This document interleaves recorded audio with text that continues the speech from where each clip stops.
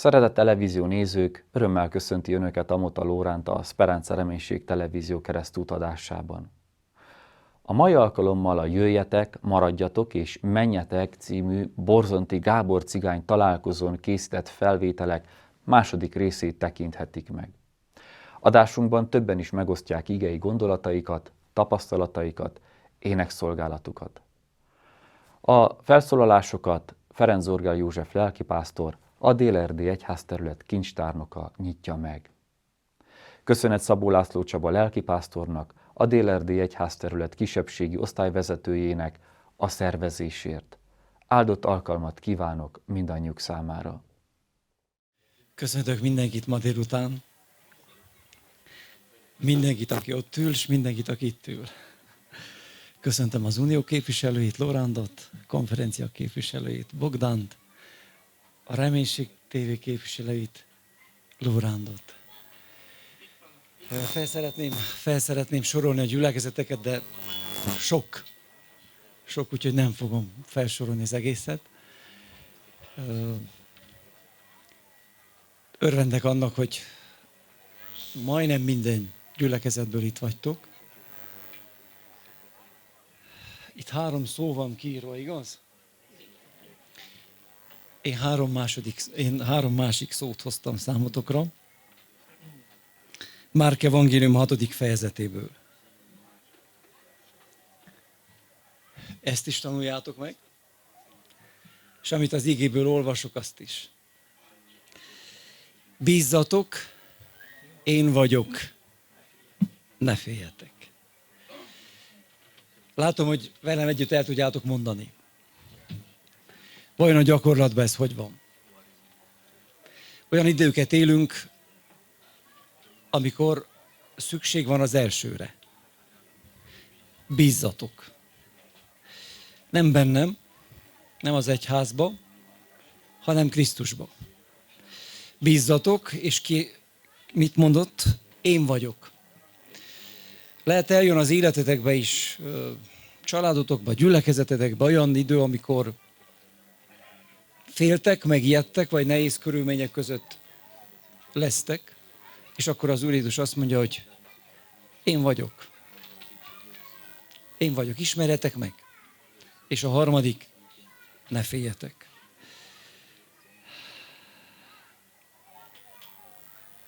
Én azért imádkozom, hogy mi is, ti is, minden körülmények között ismerjük fel az Úr Jézus Krisztust.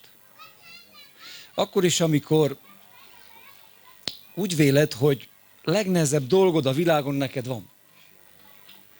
Amikor úgy tűnik neked, hogy senki nincs olyan nagy nehézségben, mint te. Ne felejtsd, ismerd fel azt, aki az Úr Jézus. Ez a történet arról szól, hogy a 12 tanítványa Tibériás taván, Jézus Krisztus pedig megy a vízen. És nem ismerik fel. Azt hitték, hogy kísértés, vagy kísértet. Őrizze meg az Isten titeket, minket abban, hogy soha ne lássuk Jézust kísértésnek. Mindig, de mindig ismerjük fel, hogy ő a Mester. Bízzatok, én vagyok, ne féljetek. A győzelem kulcsa e 3-ban foglalható össze. És én azt kívánom számotokra, kicsiknek is, nagyoknak is, azoknak is, akik figyelnek, és azoknak is, akik nem figyelnek, hogy bízzatok, én vagyok, ne féljetek, győzzetek. Amen. Amikor Jézus jön. Amikor Jézus jön, feltetszik az ember fiának jele az égen. Különös nap lesz, amilyen nem volt soha régen, és többé nem is lesz. Felborul a dolog megszokott rendje. Hegyek leomlanak, a folyók megállanak, s a vizek visszafele folynak. És az egek erősségei megrendülnek, amikor Jézus jönni fog. A malomban 2 lesznek, de a malom megáll. Az ágyban is 2 lesznek, de felriadnak.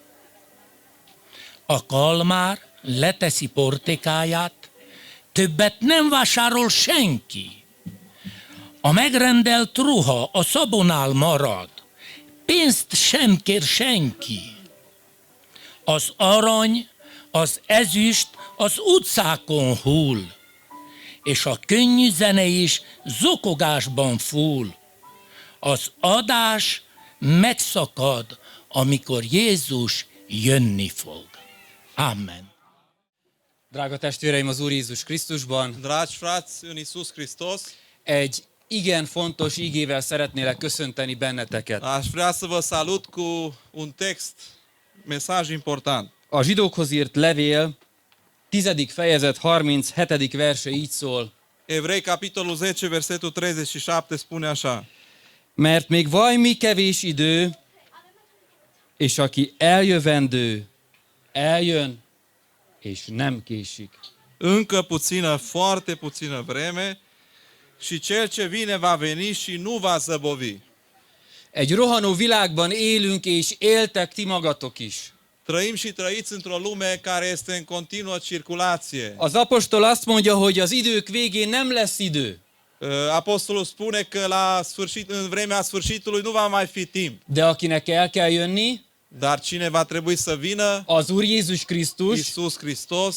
Ha várjuk, ha nem, Dacă îl așteptăm sau nu-l așteptăm, ha lesz idő vagy nem, emberi va szempontból, fi vreme, timp sau nu va fi din punct de vedere uman, Istennek meg lesz az ideje, és fiát elküldi értünk. Dumnezeu va avea timp și își va trimite Fiul pentru noi. Gyerekként megfigyeltem a rendszerváltás előtt és után az életünket, az életeteket.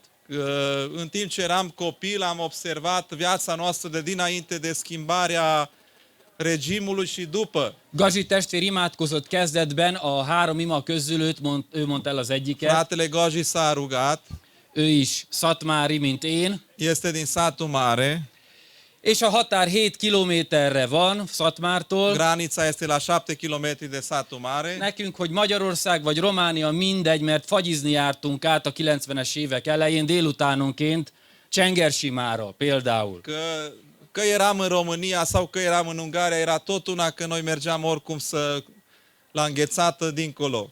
De a 90-es évek elején megnyílt egy kapu a Gábor közösség számára Și is. în anii 90 s-a deschis o poartă către a Gaborilor, către această lume. Piacolás Magyarországon. S-a deschis piața Aki csak tehette, ott állt meg, mert onnan jött a lóvé. și s-au dus în Ungaria pentru că de acolo venea love, adică banii. És a lóvét nem csak a román, a magyar, hanem a cigány is kedveli, s nem baj, ha van belőle. Și nu numai românii și maghiari, ci și țiganii iubesc loveul. Aztán meghódítottátok Oroszországot, Apoi ați cucerit Rusia, aztán Lengyelország, apoi Polonia és Németországban többet időztetek, s și időztök. în Germania ați rămas mai mult timp. De mi történt közben? Dar ce s-a întâmplat între timp? Apáitok Părinții voștri nyugodtan, ügyesen elkészítette a csatornát a 90-es évek előtt, Părinții voștri au făcut șgheaburile, burlanele înainte de anii 90, volt idejük mindenre, au avut timp pentru toate és megkeresték azt, ami szükséges. și au căutat, adică au câștigat ce era important. Mi, Noi, azaz ti, adică voi, akik a 90-es évek után próbáltunk felkapaszkodni ebbe a modern életbe, cei care ați crescut și v-ați dezvoltat în această viață modernă, elfogyott az időnk. nu mai aveți timp. Nincs időnk. Nu mai aveți timp. Németország, Magyarország, Oroszország, Amerika elvitte az időt. Ungaria, Rusia, Polonia, Germania ne-a furat timpul. De lett ezzel ellentétben kicsivel több lóvé, Avem mai mulți bani, de nincs idő. dar nu avem timp. És feltevődik a kérdés, hogy most, amikor ezen a találkozón arról beszélünk, hogy jöjjetek, maradjatok és menjetek, Și acum când se ridică întrebarea, adică veniți, rămâneți și mergeți, motoul nostru, mire kerül a hangsúly? unde este accentul astăzi? És hogyan tudjuk megvalósítani Istennek ezt az elhívását? Și cum putem împlini mandatul ceresc? Van két olyan dolog, ami igen jellemzi a Gábor közösséget megfigyeléseim szerint. Sunt anumite însușiri care vă caracterizează. Egy pozitív és egy kevésbé pozitív. Una pozitivă și una mai puțin pozitivă. Akkor, amikor Zákeus találkozott az Úr Jézussal, Atunci când Zacheu s-a întâlnit cu Domnul Hristos, mit mondott az Úr Jézus neki? ce i-a spus Domnul Hristos? Zákeus, hamar szállj le! Zachee, coboară repede jos. És hogy írja tovább az ige? És Zákeus sietve Și leszállott. Zacheu în grabă s-a coborât. Zákeusban megvolt az, ami bennetek is megvan, ez a gyorsaság, ez a sebesség, ez a hirtelenség. Zacheu era un om rapid, Azonnal. imediat. Amikor egy jó autó van a piacon, Când este pe piață o mașină bună, azt kihagyni nem lehet. nu se poate să Azt renunțăm la ea. kölcsönpénzzel is, de meg kell venni. Chiar cu bani luați împrumut, dar tot îl cumpărăm. Ha egy ügyes fiadnak valót látsz, Dacă vezi o fată bună pentru băiatul tău, ők gyermekek dönteni nem ei tudnak, sunt copii, nu pot să decidă, de te, ha úgy látod, hogy az Dar- egy jó fogás, dar tu dacă vezi că este o ocazie bună, jó család, o familie bună, hívő család, familie credincioasă, szorgalmas család, familie harnică, akkor azt azonnal meg kell lépni, mert ha nem jön valaki és elrontja, ha megtudja, hogy te akarod az üzletet. trebuie să pui mâna imediat, că dacă nu vine altcineva și ți ia. Nem könnyű a Gábor élet. Nu este ușoară viața de Mert itt Gábor. azonnal és hirtelen kell dönteni, cselekedni, mert ha nem, elviszik az orrod elől a Pentru că lehetőséget. trebuie să te decizi imediat, dacă nu scapi. És ez az a pozitív dolog, ami bennetek ott van, Și un lucru pozitiv în voi este acela mert a hitéletben is azonnal, hirtelen, mint Zákeus, jöztök că Istenhez. și în viața de credință tot așa de rapid, imediat veniți la Domnul. Áldjon meg az Isten benneteket ezért a lelkületért, Dumnezeu să o binecuvânteze pentru acest spirit, hogy nem csak a földiekben gondolkodtok azonnal, hanem az Isten ügyében is. că nu numai în lucrurile pământești, ci și în lucrarea lui Dumnezeu vă gândiți așa. És Isten megáldotta a ti népeteket itt térségünkben, de hiszem, hogy az egész világon emiatt. Și Dumnezeu a binecuvântat nația voastră, nu numai aici în zona noastră, ci în toată lumea. Ezért 3 gondolat, 3 igevers, azonnal jönni, maradni és elmenni a 3 szolgálatban. gânduri, a veni imediat, a rămâne imediat și a pleca imediat în lucrare. Ézsaiás könyve 55. fejezet első verse azt mondja: Isaia 55 cu versetul 1 zice așa: Ó, minnyájan, kik szomjuhoztok, jertek-e vizekre ti is, kiknek nincs pénzetek, jertek, vegyetek és egyetek, jertek, vegyetek pénz nélkül ingyen bort és tejet. Voi toți cei ce însetați, veniți la ape, chiar și cel ce n-are bani, veniți și cumpărați bucate, veniți și cumpărați vin și lapte, fără bani și fără plată. Milyen csodálatos Istennek ez a munkája az életünkben, hogy nem kell a rang szerint, a pénz szerint jönni az Istenhez. Cât de frumos este lucrarea lui Dumnezeu, că nu după rangul nostru, nu după avuția noastră venim la Dumnezeu. Ha így lenne, Dacă ar fi așa, akkor csak egy néhány magyar, doar câțiva maghiari, valamennyivel több román, câțiva români mai mulți decât maghiari és egy néhány Gábor nevezetű és rangú jutna a mennybe. și doar câțiva Gabor care poartă numele de Gabor și rangul acesta ar putea intra în cer. Az Isten előtt ez sem baj, La Dumnezeu nici asta n-ar fi o problemă, de nála a maximum a lényeg dar és a la minőség. Dumnezeu contează cât mai mult și de cât mai bună calitate. Mindenki, aki szomjuhozik. Toți cei ce însetează Azok is, akiknek nincsen pénz. și cei ce n-au bani, Akiknek betegségük cei van. ce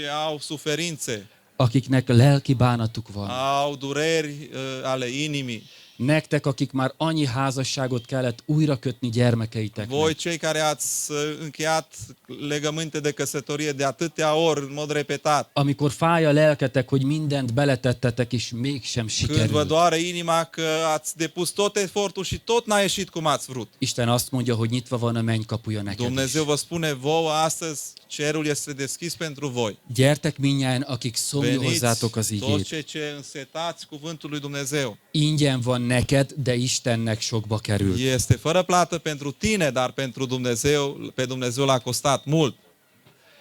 János 15:4-ben a következőt olvassuk arról, hogy hogyan lehet megmaradni Istenben. Ioan 15:4 ne vorbește cum să rămânem în Dumnezeu. Jézus azt mondja, maradjatok én bennem, és én is ti bennetek, miképpen a szőlővessző nem teremhet gyümölcsöt magától, hanem ha a szőlőtőkén marad, aképpen ti sem, hanem ha csak én bennem maradtok. Rămâneți în mine și eu voi rămânea în voi. După cum lădița nu poate aduce roadă de la sine dacă nu rămâne în viță, tot așa nici voi nu puteți aduce roade dacă nu rămâneți în mine. Sokszor elgondolkozom, amikor elmúlik a karácsony és az új év, a húsvét és a nyári, augusztusi hónap, mit csinálnak a testvéreim Németországban? Trece Crăciunul, sărbătorile, anul nou, vara și mă gândesc, oare ce fac frații mei în Germania? Mert amikor itthon vannak, tudjuk, hogy igyekeznek, és ott vagyunk a Pentru gyülekezetben. că atunci când suntem acasă, suntem împreună la biserică. Vajon megvan akkor is az imaóra? Oare și acolo țin ora de rugăciune? Vajon megvan ott is a mindennapi imádság? Oare și acolo se roagă în fiecare zi? Vajon ott is hiányzik az unikum? Oare și acolo lipsește unicum? Mi történik a miccel a piacon, mikor nagyon éhes vagy? Ce se întâmplă cu masa servită la piață când ți-e foame? Mit csinálnak az én testvéreim külföldön, Ce fac frații mei în străinătate? ahol csak az Isten látja őket, és ti látjátok egymást? Acolo unde numai Dumnezeu vă vede și voi unii pe alții. Jézus azt mondja, Dumnezeu spune, ha ő benne maradunk, és ő mi bennünk, sikerül. dacă rămânem în El și El în noi, vom reuși. Maradjatok ő benne az ige által. Rămâneți în El, în cuvântul lui Dumnezeu, prin cuvântul Său. Ézsaiás könyve 6. fejezet 8. versében olvassuk azt, hogy mit jelent szolgálatra elmenni. Isaia 6:8 ne spune ce înseamnă să mergem. És hallám az Úrnak szavát, aki ezt mondja vala, kit küldjek el, és ki megyen el nekünk? Én pedig mondék, hol vagyok én, küldj el engemet. Am auzit glasul Domnului întrebând pe cine să trimit și cine va merge pentru noi. Eu am răspuns, iată-mă, trimite-mă. A személyes elköteleződés. Este această asumare a răspunderii. Nagyon szép együtt itt lenni, csodálatos, ahogy énekeltek, ahogy az evangélium üzenetét hallhatjuk, tapasztalatok. Este minunat cum cântăm împreună, cum ne îmbărbătăm unii pe alții. De ennek értéke csak akkor lesz, testvérem, ha van egy személyes elköteleződés. Dar doar aceasta are valoare dacă avem un angajament personal înaintea lui Dumnezeu. 96-ban Szatmáron, amikor elkezdtek jönni a cigány testvérek a magyar gyülekezetbe, În anul 96, la satul mare, când începeau să vină frații la biserica de acolo, Zságá Máté, Zsága Matei, péntek este, mikor álltunk az ajtóba, és ki kellett volna menjünk, de esett az eső kint, és még egy kicsit beszélgettünk. vineri seara, când am mai discutat un pic unul cu celălalt, Az ajtóba állt, és azt mondta, a stat la ușă și mi-a zis așa, bárcsak az Isten országába is, csak épp az ajtón belül valahogy beszorítkoznék, és akkor minden rendben van. măcar dacă și în împărăția lui Dumnezeu aș fi doar acolo intrat după ușă, imediat. A személyes elköteleződés, Angajament personal, ami a szívedben van. care este în inima ta. Isten tegye valóságossá, és Dumnezeu töltse să be az ő facă akaratát. realitate în viața ta. Tehát egy érték a ti életetekben az egyféleképpen, hogy azonnal, O valoare în viața voastră este aceea, cuvântul imediat. de azonnal hátrány is tud ez lenni. Dar aceasta poate să devină și dezavantaj. Hányszor elrontottuk azért, mert elsiettünk De valamit? câte ori am stricat lucrurile pentru că ne-am grăbit. Mert azt gondoltuk, hogy a piacon csak az az egy autó van, Pentru că am crezut că la piață este doar o singură mașină. hogy csak az az egyedüli jó lány, jó család, akit el lehet hozni, és aki a miénk lehet a Că am családban. crezut că doar familia aceea e cea mai bună, fata aceea e cea mai bună. Hol van az Isten akarata? Dar unde este voia lui Dumnezeu? Zsidó 10:36. Evrei 10:36. Mert békességes tűrésre van szükségetek, hogy az Isten akaratát cselekedvén elnyerjétek az ígéretet. Pentru că avem nevoie de răbdare ca împlinind voia lui Dumnezeu să puteți căpăta ce v-a fost făgăduit. Türelem. Răbdare. Nem csak ti, hanem én is, mi is, románok, magyarok. Nu doar voi, ci noi toți Vannak hiányosságaink ezen a avem területen. lipsuri. Azt gondoljuk, hogy csak az létezik, ami a szemünk előtt Noi van. credem că există doar ce vedem, De Istennek megvannak a dar megoldásai. Dumnezeu are soluțiile sale. Emlékezzetek Izrael népére. Aduceți aminte de Israel. Megérkezik Mózes, Isten küldötteként, Vine Moise, trimisul lui Dumnezeu, és fellelkesedik a nép, és azt mondja, jó lesz, mert az Úr kivezet bennünket Egyiptomból. Și poporul este încurajat, este bine, Dumnezeu ne va conduce afară de aici. Azonnal lelkesek, Și ei sunt suflețiți, másnap pedig, amikor nagyon sok téglát kell Jár. ugyanúgy megmunkálni saját beszerzésből, atunci când Moise merge la faraon și ei trebuie să lucreze mult, a türelem nincs, își pierd răbdarea, elveszítik döntésüket. își pierd decizia aceasta, bucuria aceasta care a avut-o inițial. Döntöttek, amikor látták a csapásokat, és hogy őket nem éri a csapás, Apoi când au venit plăgile, au decis pentru Dumnezeu, de zugolódtak, amikor az egyiptomiak már majdnem utolérték őket a Vörös-tenger előtt. iarăși erau nemulțumiți când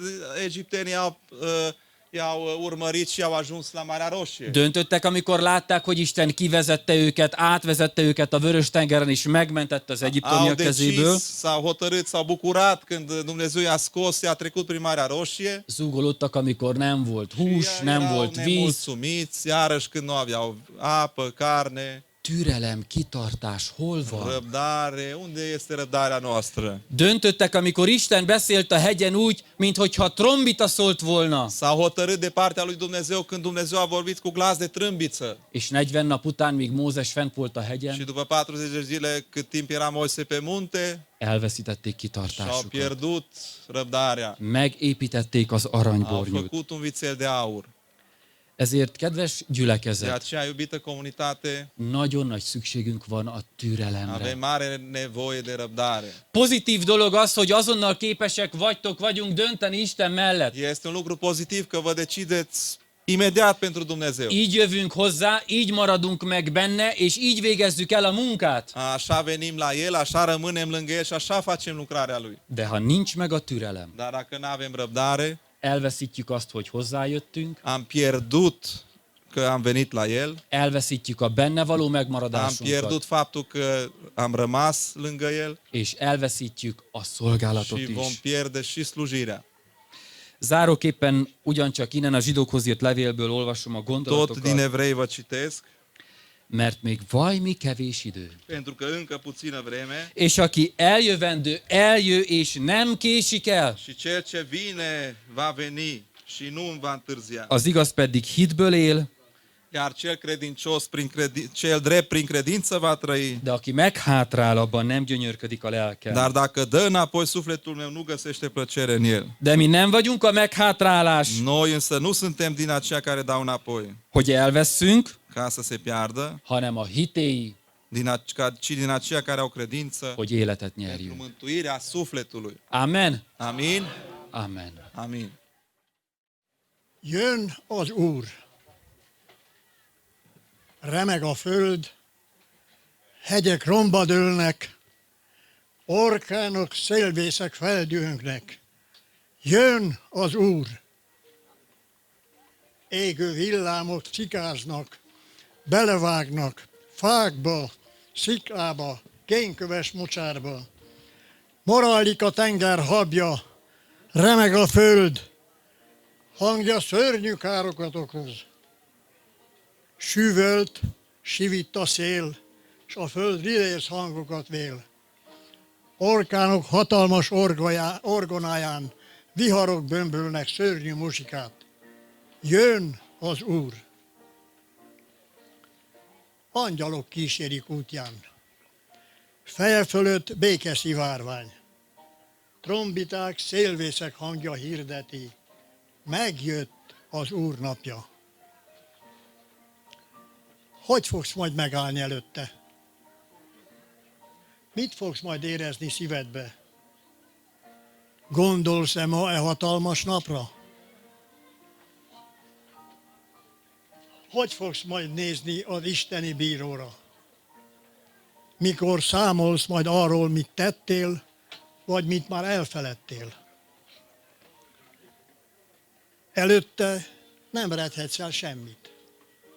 Ő látja jól mindenek tetteit. Angyalok jegyezték életed menetét, és el kell venned Isten ítéletét. Jön az Úr. Készülj fel várni szent uradat, végezd el híven lelki munkádat. Ne tűr meg lelkeden semmi szentfoltot. Imádkozz, úgy szólván tarts bűnbánatot. Minden nap készülj Istened elé, reménnyel, hittel néz az ég felé. Ha a proféciák mind beteljesülnek, s ha az ég erősségei megrendülnek, akkor már elkéstél. Oltalmad nem lesz már Istenben. Lejárt a kegyelem. Eltűnik és felgyűlödik a kék ég és az Úr. Jön az Úr.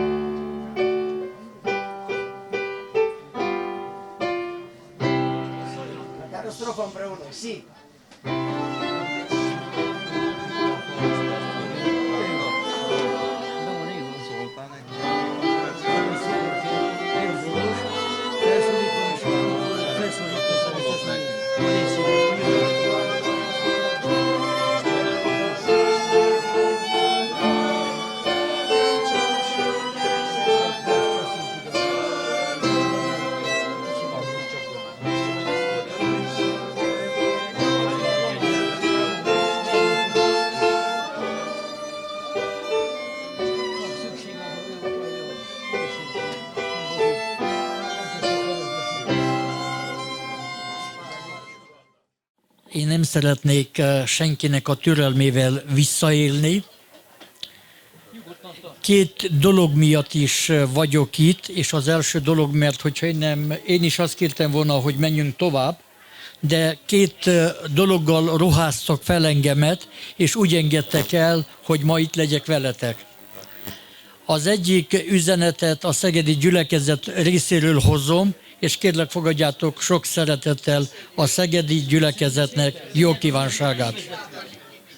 A második jó kívánság, ma reggel, ahogy utaztam az autóval, és volt időm bekapcsolódni a Zoomon, szeretnélek tájékoztatni benneteket, hogy azok a testvérek, akik a Zoomon vannak, és különösen Kiki Gabi, nagyon sajnálja, hogy nincs itt velünk, tudjátok, ő kint van Németországban, aki minden reggel együtt van veletek, velünk imádkozik, értetek, értünk, és ők is kívánságokat, jó kívánságokat és szeretetüket tolmácsolják felétek. Kérlek, fogadjátok sok szeretettel.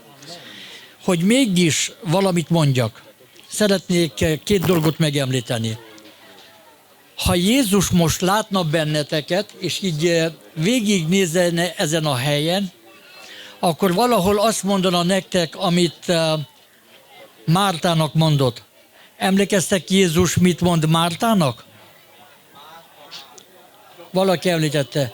Márta, Mária a jobbik részt. Miért?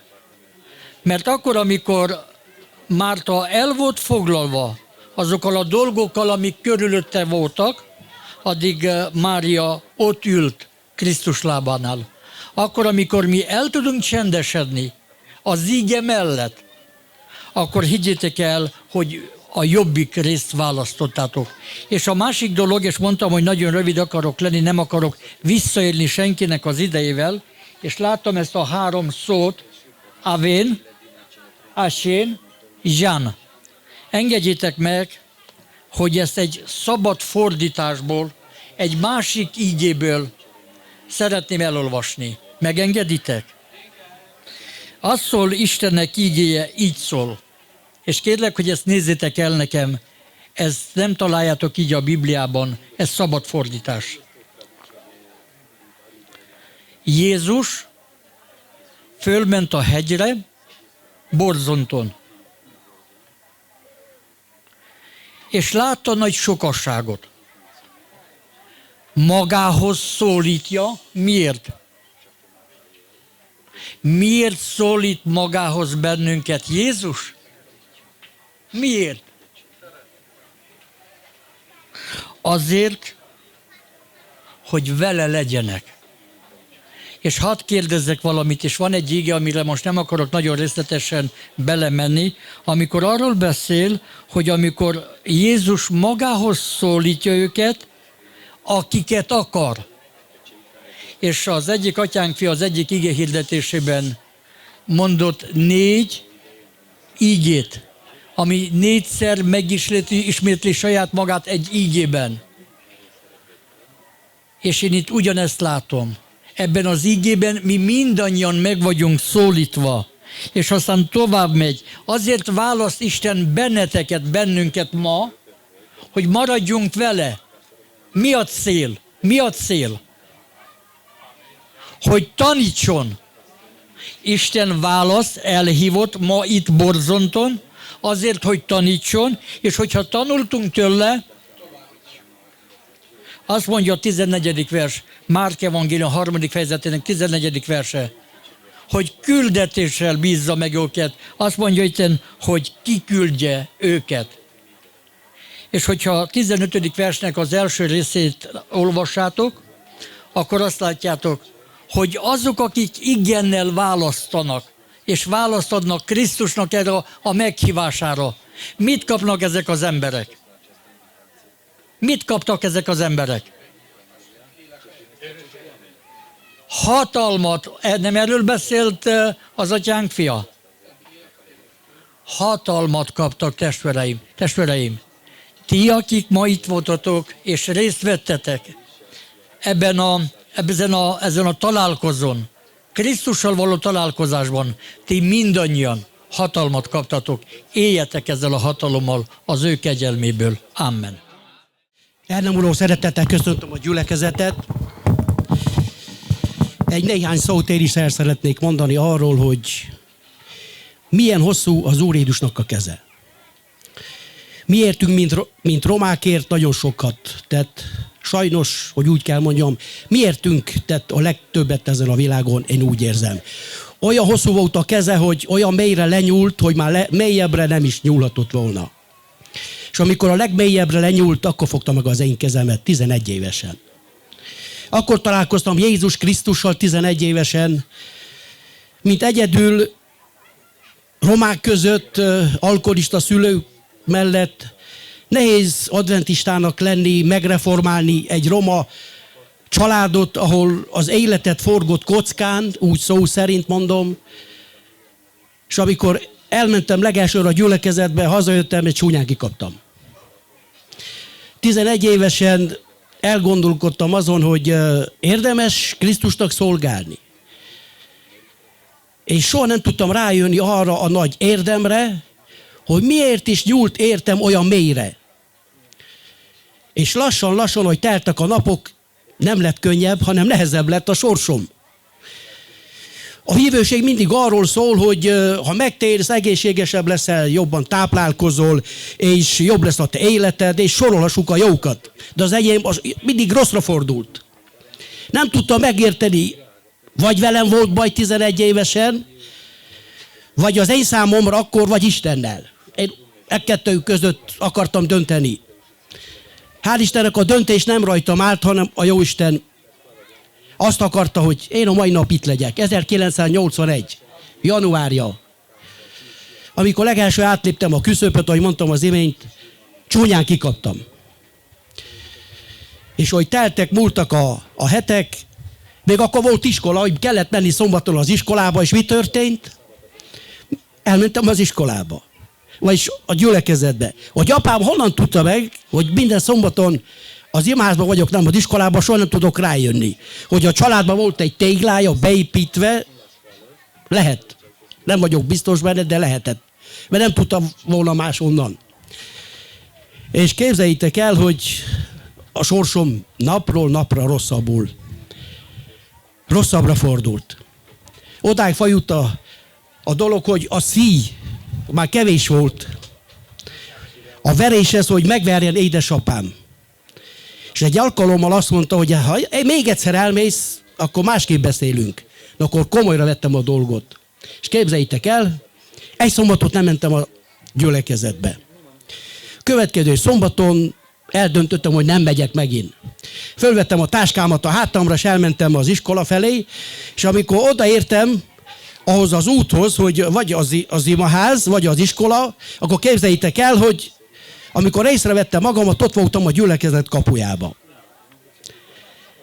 Azt mondtam, uram, ha te hoztál ide, akkor én bemegyek. És mindegy, hogy mi lesz. Bementem, édesapám megtudta azt is. Képzeljétek el, hogy elővett a kést, és csúnyán meg akar gyilkolni. Édesanyám oda tette a kezét, és kettébe vágta tenyerét. Képzeljétek el, egy 11 éves gyerek, mint keresztény, nehéz. Nem tudom, hogy itt hányan lennétek keresztények, adventisták, hogyha így kellene megtérjetek. Már hogyha csak valaki csúnya szemmel néz ránk a gyülekezetbe, azt mondom, hogy na, soha többet ide nem jövök, csúnyán nézett rám. Egy csúnya nézésért. Jézus nem csak nézték csúnyán, le is köpték, és a végén meg is ölték. Eljött a péntek, következő péntek, hazajött édesapám, képzeljétek el a munkából, és azt mondja édesanyámnak, készítsd a ruhámat. Elmegyek, megnézem, kik ezek a szombatisták, ezek az adventisták, vagy hogy hívják őket, és megmutatom, hogy ki vagyok, a sógorommal összebeszéltünk, jó spiccesen, és megmutatom, hogy ki vagyok én. Mikor meghallottam, gyorsan olyan szegényes öltözetbe, hiányos öltözetbe elkezdtem szaladni az egyik öreg testvérhez, Gyuri bácsihoz, és azt mondtam, Gyuri bácsi, ha tudsz, ismersz olyan imádságot, ami édesapámra ráillik, hogy csináljon csodát az életében, most nagyon-nagyon szükség, beszélj az Istennel, mert ha nem, akkor azt mondta, bemutassa, hogy ő mit tud. Hát leborultunk és imádkoztunk, Gyuri bácsi elmondta az öveit. Nekem olyan gyorsan vert a szívem, körülbelül majdnem, mint most. És én annyit tudtam mondani sírva, uram, ha te engem szeretsz, akkor mutasd, szükségem van a te szeretetedre, mert ha nem, az életembe kerül. És édesapám ki tudja, hogy a börtönbe vagy hova kerül. Vége volt az imának, egy szútombú felszaladtam, vagy 2,5 kilométert a gyülekezetbe télen. Levettem a kis szerény cipőmet, mert a féllábam kivoltak az ujjaim belőle, hogy gyorsabban menjek. Mezítlába, hóba elkezdtem szaladni. És mikor bementem, Roska bácsi azt mondta, te ne gyere be a gyülekezetbe, mert az a helyzet, hogy tudom a történetet, hogy édesapád mit csinált, meg minden. Nem akarom, hogy baj legyen. És azt mondtam, hogy mindjárt itt van, most már muszáj, most már mindent véghez viszünk. És mi volt? Megjött édesapám a sógorával, és amikor bejött, képzeljétek el, hogy leült a kályha mellé a sarokba, az ajtó mellé egyből. És figyelte, furcsa volt minden neki az ő számára, mert úgy vette észre, mintha mindenki őtet figyelné, mert tudták a történetet, hogy ő egy kisfaluban ugye nincs titok. És pontosan az Ábrahámnak a történetét vetítette ki Roska bácsi diavetítőn. Nem volt ilyen gazdag a technika, mint most, és amikor kivetítette Ábrahámot a késsel, hogy ő majd megöli a gyermekét, akkor mi volt? Apám felugrott az égből, és azt mondta, hogy te ne légy bolond, mint én voltam, azt mondja. Meg akartam ölni a gyermekemet és a feleségemet is. Ha ismertek Istent, imádkozzatok értem, azt mondja, A régi Mihály itt most meghalt. 1981-ben. Azt hittem, hogy viccel. Spicces ember, fejrészeg, és amikor hazajött, azt mondja édesanyámnak, ide figyelj. De akkor már elkezdett zokogni, ordítani, sírni, és elmondta azt, hogy az a régi Mihály, aki volt, az a gyilkos, az a rossz, részeges, az meghalt az imént, azt mondja, a gyülekezetbe. Édesanyám pedig azt mondta neki, Mihály, nem mondjál olyan kedves szavakat nekem. És édesanyám elkezdett sírni. És azt mondta, figyelj ide, jövő szombaton ott leszünk a gyülekezetbe ketten. Vette édesanyámnak ruhát, és azt mondta, ide figyelj, fiam, még én élek, neked bántódásod nem lesz. Én voltam az első a családban, akit felöltöztetett, jött a következő szombaton, már péntek este, új ruhám volt, elmentünk a gyülekezetbe, édesanyám egész héttel imádkozott, és nem bírta elhinni, hogy neki az élete jobb lesz. 7 gyermek, verés, szurkálások, rossz dolgok. És mi volt? Eljött édesapám, és bizonyította azt, hogy ő jó keresztény lett. Én azt mondom, ezelőtt mindjárt 4 év, hogy meghalt, úgy halt meg, nem mint adventista, nem mint szombatista, mint keresztény.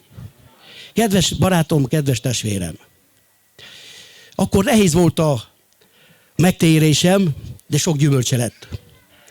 Az egész családból majdnem, apámnak 7 testvére, abból 6-an megkeresztelkedtek. Unokatestvéreim sokan vannak, majdnem az egész megkeresztelkedett, a 95%-a. Értitek? Megnősültem, az egész sógoraimat a hátamon vittem a gyülekezetbe, a gyerekeket, abból is egy hiány, a 7-ből megkeresztelkedett. Próbáltam úgy élni az egész életemet, hogy mint gyermek. Megmaradtam avval a régi hittel, mint gyermeknek segített Jézus Krisztus. És azt mondtam magamnak, ha gyermek maradok egy életen keresztül, akkor mindig segíteni fog. Én gyermek maradtam. Isten gyermeke. Remélem, hogy 10 gyerekig vagytok még.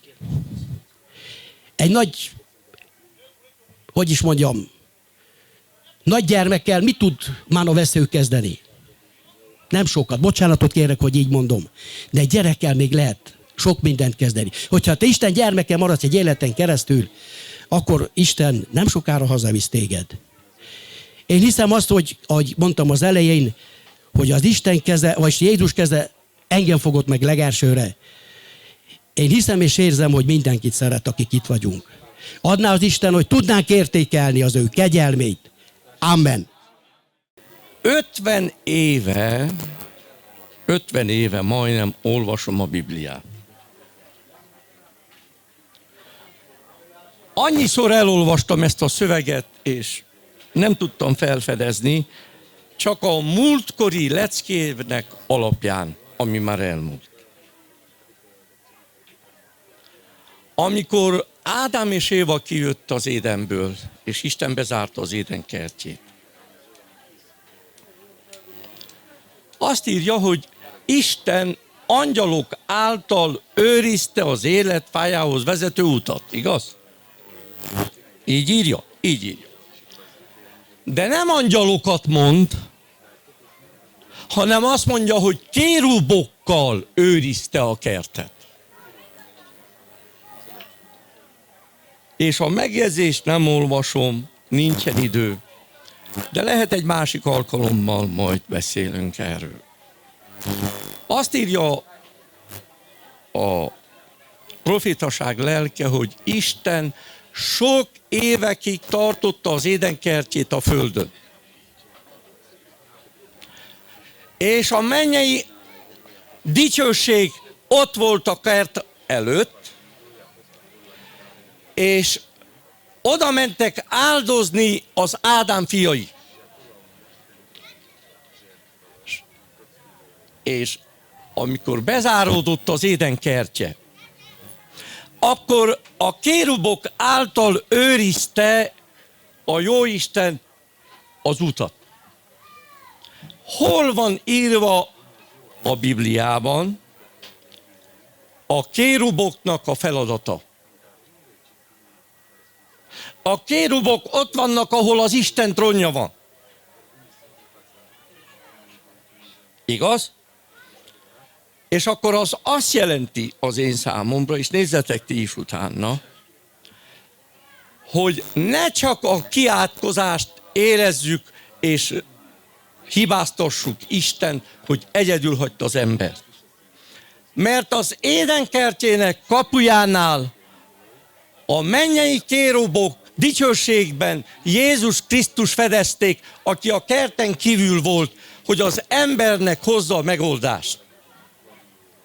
És hogyha Jézus a bűnbeesés után a kerten kívül velünk egyesült, akkor a megváltási tervnek egy részét már nekünk bemutatta. És nekünk ez arról beszél, és az én számomra, hogy a megváltunk a bűnbeesés után, amikor egyet írtunk a földünk történetében. Akkor kijött az Édenkertjéből, és az emberrel egyesült, és megmondta neki, ne félj, mert én visszaviszlek az Édenkertjében. És azt kívánom, hogy ezek az alkalmak is mind az egész azt szolgálja, hogy majd bemenjünk a kapukon a városba, amikor Isten újból kinyitja az Édent az ő kegyelméből. Amen. Békességet kívánok mindenkinek! Szeretnék egy igét olvasni, Jóel könyvéből 2. rész, és a 12. verstől. De még most is így szól az Úr. Térjetek meg hozzám teljes szívetek szerint, böjtöléssel és sírással is, kesergéssel is.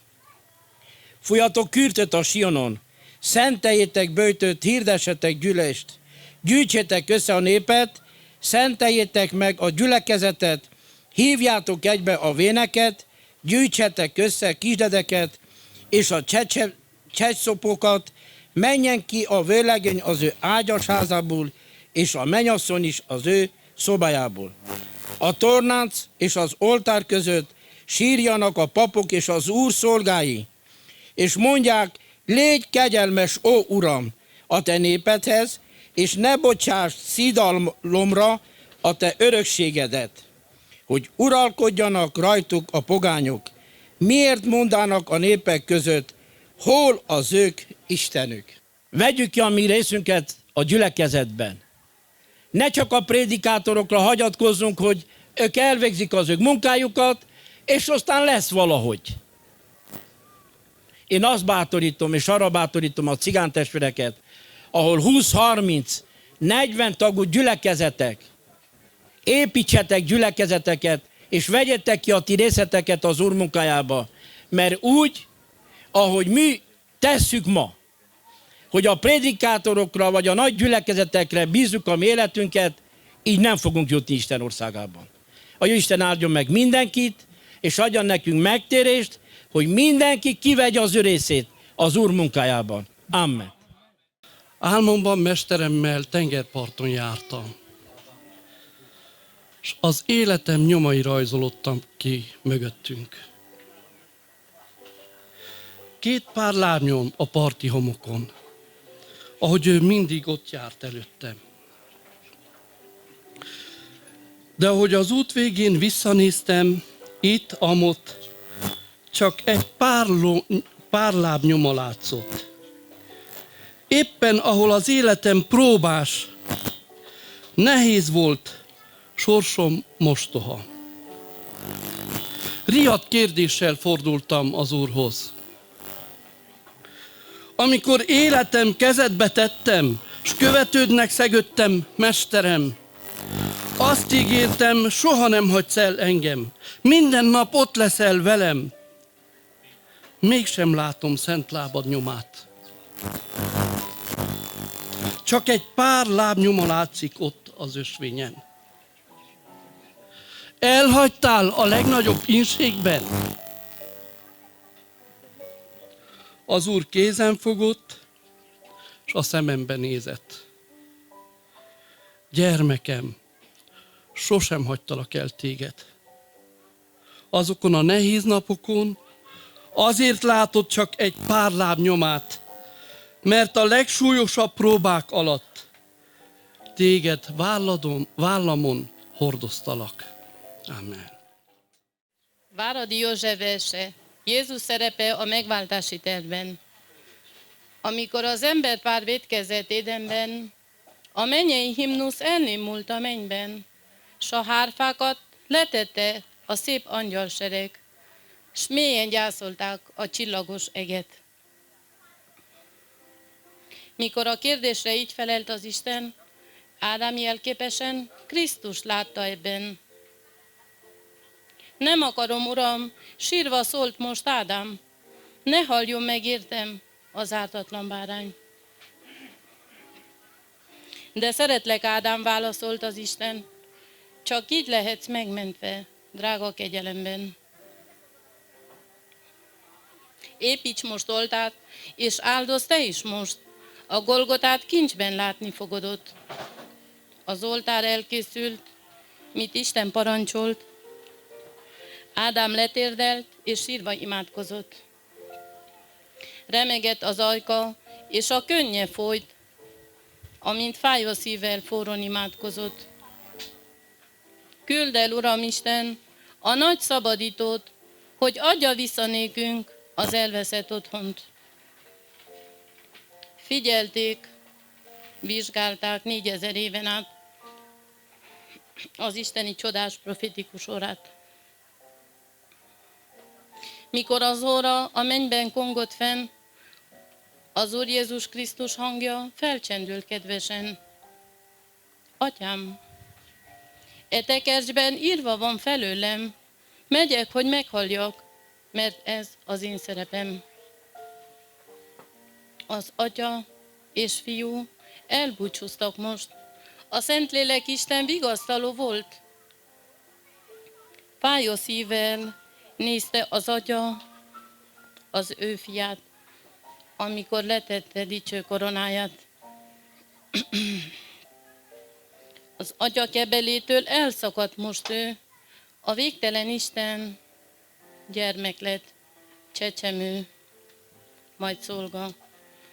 Bűnné vált, átok lett, értünk száll poklokra, meghasad a szíve a véres kereszten, hogy halála által bennünket megmentsen.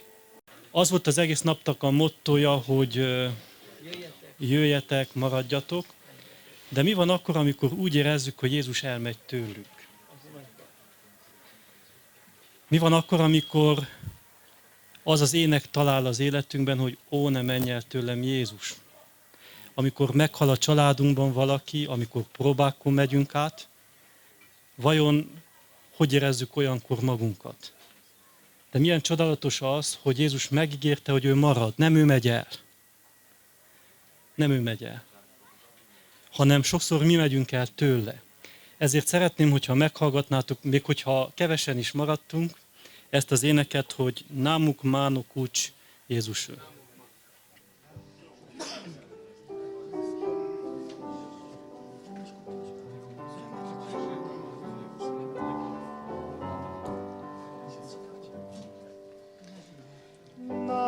Námuk Mánok Ucs Jézus ő, dictele preman, tu žene kaj te skăpriman, te nahar seva.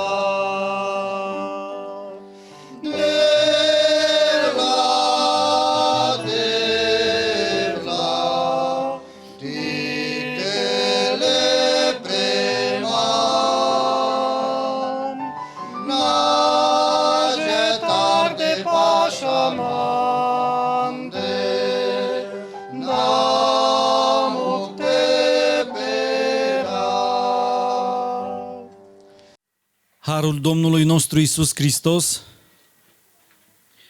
Az Atya Isten szeretete, Teo szent lelkotia séltumența, și dragostea Tatălui az Úr Jézus kegyelme, Jézus kegyelmo, și împărtășirea Sfântului Duh să fie cu voi cu toți.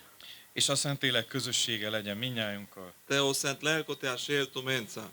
Amen. Amen.